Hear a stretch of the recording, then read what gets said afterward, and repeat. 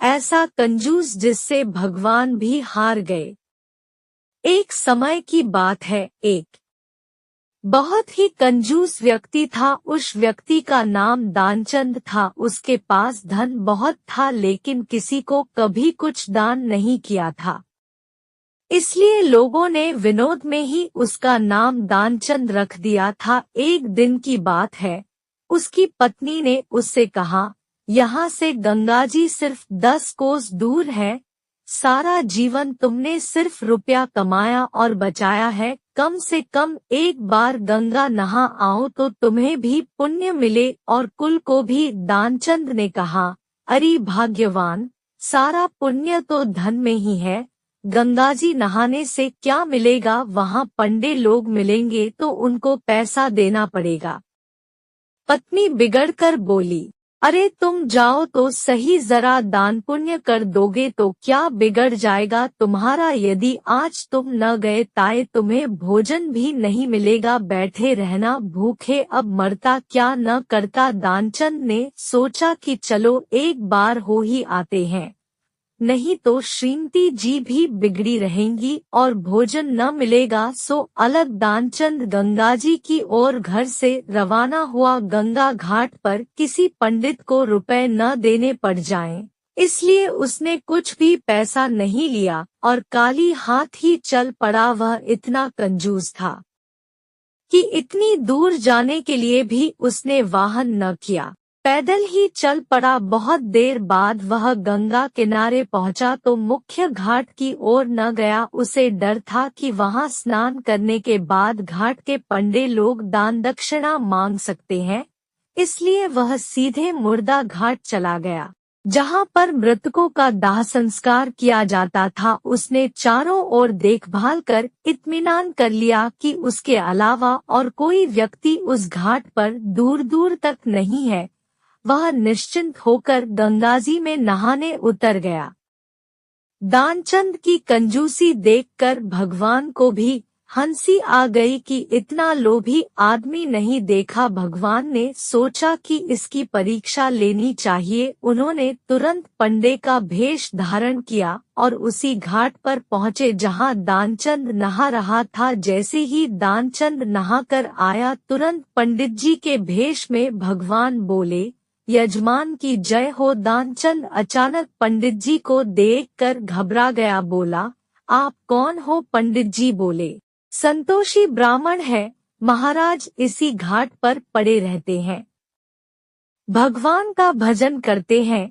दानचंद बोला, हद है, मुर्दा घाट को भी नहीं छोड़ा। पंडित जी हंसकर बोले, हम तो संतोषी ब्राह्मण हैं, घाट पर तो दूसरे पंडे रहते हैं।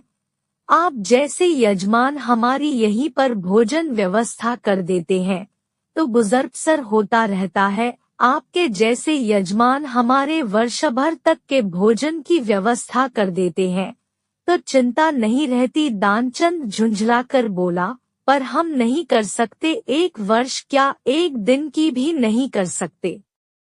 अरे एक दिन तो बड़ी दूर की बात है, एक समय की भी नहीं कर सकते, जाओ अपना काम देखो। पंडित जी हंसकर बोले, कोई जबरदस्ती थोड़े है, आपकी जैसी श्रद्धा हो, पर आज कुछ न कुछ तो आपको देना ही पड़ेगा। गंगाजी का स्नान आपने किया है, सारे पाप धुल गए, दान देकर पहला पुण्य कमा लीजिए। जब पंडित जी नहीं माने तो दानचंद हार कर बोला, अच्छा ठीक है, पर उधार देंगे। पंडित जी बोले, चलो यही ठीक है। दानचंद बोला, एक धेला देंगे, वह भी उधार। उस जमाने में धेला चलता था।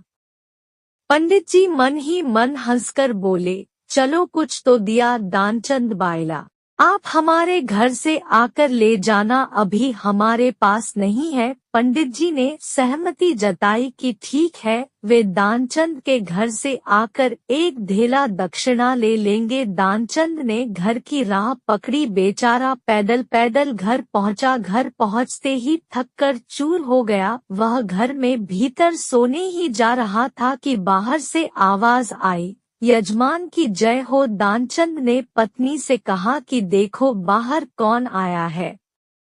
पत्नी बाहर होकर भीतर आई तो दानचंद से बोली, किसी पंडित से एक धेला देने के लिए कहाँ आए थे क्या? दानचंद ने बोला, कहाँ था।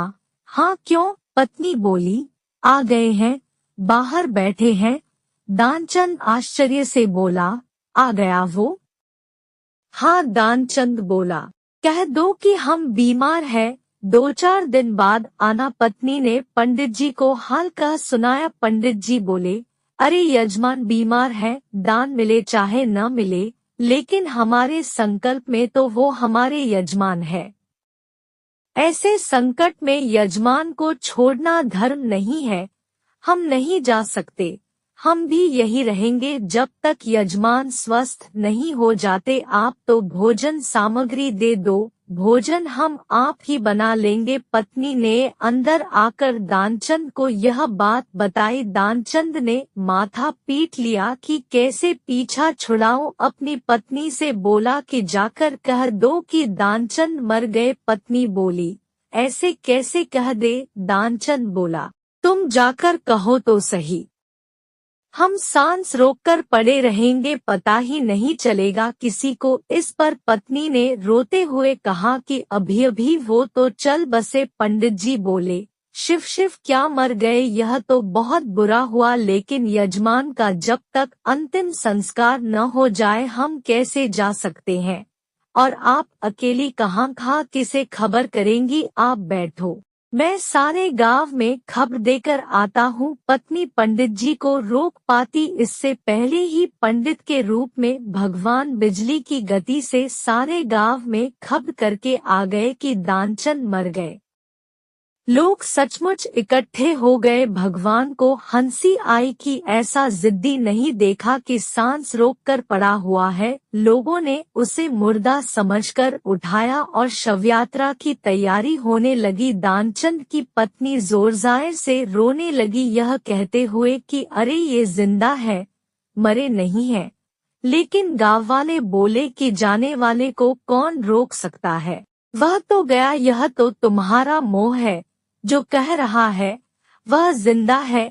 लेकिन पत्नी की किसी ने एक न सुनी, दानचंद को बांध दिया और वह भी सांस रोककर बंध गया। भगवान को बड़ी हंसी आती रही कि बहुत जिद्दी आदमी है।